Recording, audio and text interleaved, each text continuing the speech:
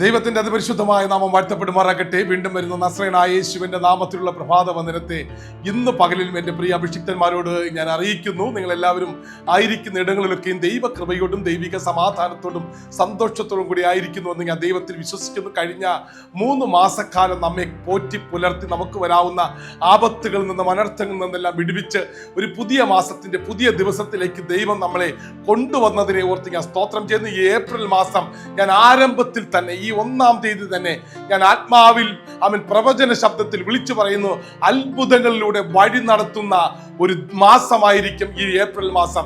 അത്ഭുതങ്ങൾ കണ്ട് മുന്നോട്ട് പോകുന്ന ഒരു മാസമായി മാറട്ടെ എന്ന് ഞാൻ ആത്മാർത്ഥമായി പ്രാർത്ഥിക്കുന്നു. കഴിഞ്ഞ 3 മാസവും 3 വിധത്തിലുള്ള മെസ്സേജുകളാണ് നാം ഓരോരുത്തരും കേട്ടത്. കാരണം ജനുവരി മാസം പ്രാർത്ഥനാ ജീവിതത്തെ കുറിച്ച് കേട്ടുവെങ്കിൽ, ഫെബ്രുവരി മാസത്തിൽ വിശ്വാസ ജീവിതത്തെ കുറിച്ച് കേട്ടുവെങ്കിൽ, യേശുവിന്റെ നാമത്തിൽ മാർച്ച് മാസത്തിൽ അനുഗ്രഹത്തിന്റെ ഏറ്റവും നല്ലൊരു മെസ്സേജ് നമ്മൾ കേട്ടുവെങ്കിൽ, ഈ ഏപ്രിൽ മാസം മുതൽ നാം 1 മുതൽ 30 വരെ കേൾക്കാൻ പോകുന്നത് ദൈവത്തിന്റെ അത്ഭുതങ്ങളുടെ മെസ്സേജാണ്. ഈ ബൈബിൾ ഒരു അത്ഭുതത്തിന്റെ സന്ദേശം തരുന്ന ഒരു പുസ്തകമാണ്. ഹല്ലേലൂയ. ഞാനും നിങ്ങളും ഒരു അത്ഭുതമാണ്. കൂട്ടുകാരിൽ പരമായ ആനന്ദ തൈലം കൊണ്ട് നമ്മെ ദൈവം അഭിഷേകം ചെയ്തിട്ടുണ്ട്. നമ്മുടെ കൂടെ ജനിച്ചവരുണ്ട്, വളർന്നവരുണ്ട്, നമ്മുടെ കൂടെ പഠിച്ചവരുണ്ട്, സൊസൈറ്റിയിൽ നമ്മുടെ കൂടെയൊക്കെ ഇടപെടുന്നവരുണ്ട്. പക്ഷെ അവർക്ക് ആർക്കും ഇല്ലാത്ത ഒരു ദൈവകൃപയും ദൈവികമായ സംരക്ഷണവും നമുക്ക് ഇന്നും കിട്ടുന്നുണ്ടെങ്കിൽ നമ്മൾ മറ്റുള്ളവർക്ക് ഒരു അത്ഭുതമായത് കൊണ്ട് മാത്രമാണ്. അതുകൊണ്ട് ഈ ഏപ്രിൽ മാസത്തിൽ 1-ാം തീയതി ഞാൻ നിങ്ങളെ നോക്കി വിളിച്ചു പറയുന്നു, എവിടെയെങ്കിലും തകർന്നും ഉടഞ്ഞും എല്ലാ പ്രതീക്ഷയും അറ്റവരായി ഇരിക്കുന്നുണ്ടെങ്കിൽ നിങ്ങൾ തന്നെത്താനെ വിലപിക്കാതെ, പരിതപിക്കാതെ, വിഷമിക്കാതെ വിളിച്ചു പറ, ഞാൻ അനേകം പേർക്ക് ഒരു അത്ഭുതമായി മാറും. എൻ്റെ കുടുംബത്തിൽ, എൻ്റെ ജീവിതത്തിൽ, എൻ്റെ ആത്മീയ തലങ്ങൾക്കകത്തൊക്കെ ഞാൻ ഒരു അത്ഭുതമായി മാറി. എൻ്റെ തലമുറയുടെ ജീവിതങ്ങൾക്കകത്ത് ദൈവത്തിന്റെ അത്ഭുതങ്ങൾ കാണുന്ന ഒരു മാസമായി ഈ ഏപ്രിൽ മാസം മാറട്ടെ എന്ന് ഞാൻ ആത്മാർത്ഥമായി പ്രാർത്ഥിച്ചുകൊണ്ട് എല്ലാ ദിവസവും ധ്യാനിക്കുന്ന പോലെ തിരുവചനത്തിലേക്ക് നമുക്ക് നേരിട്ട് പ്രവേശിക്കാം. മീഖായുടെ പുസ്തകം 7-ാം അധ്യായം അതിന്റെ 15-ാം വാക്യം ഇങ്ങനെ പറയുന്നു. ഹാവേ സ്തോത്രം.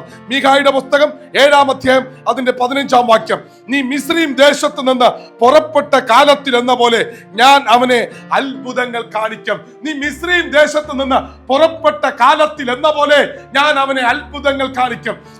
വൈക്കോലിലും ചെളിയിലും കിടന്ന് അടിമത്തത്തിൽ കിടന്ന് ഫറവോന്റെ കീഴിൽ ചള്ളയിലും എല്ലാ പ്രതികൂലത്തിലും കിടന്നു വളർന്ന ഇസ്രായേൽ ജനത്തിന്റെ കണ്ണുനീര് കണ്ടിട്ട് സ്വർഗം വിളിച്ചു പറഞ്ഞു, അവരുടെ കണ്ണുനീരും നിലവിളിയും ഞാൻ കേട്ടു, പക്ഷേ അവരെ ഞാൻ അത്ഭുതങ്ങളിലൂടെ വഴി നടത്തും. അതിനുവേണ്ടി ദൈവം മോശയെ തിരഞ്ഞെടുത്തു.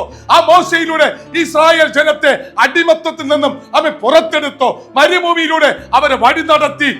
കാടപ്പക്ഷിയുടെ ഇറച്ചി കൊടുത്ത് തീക്കൽ പാറയിൽ നിന്ന് വെള്ളത്തെ പുറപ്പെടുവിച്ചു. അവർക്ക് വേണ്ടുന്ന സകല നന്മകളും ആ മരുഭൂമിക്കകത്ത് ദൈവം പ്രൊവൈഡ് ചെയ്തു.